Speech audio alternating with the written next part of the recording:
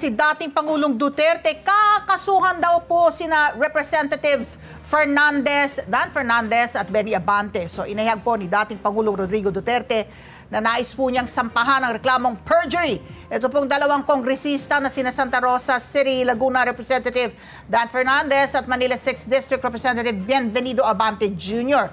Ito ay matapos pong ibulgar sa pagdinig ng Senate Blue Ribbon Subcommittee ni Police Colonel Hector Grijaldo. Binalita po kanina na pinilit po siya na magsinungaling nina Fernandez at Abante na aminin na may reward system sa war on drugs ng nakaraang administrasyon. Ayon kay Duterte, bilang dating prosecutor, nahaharap sa kasong perjury ang dalawang kongresista.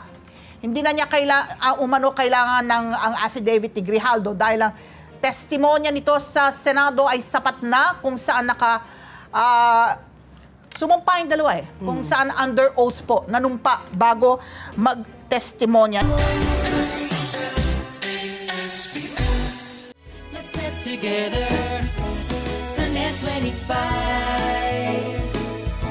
Sunday 25.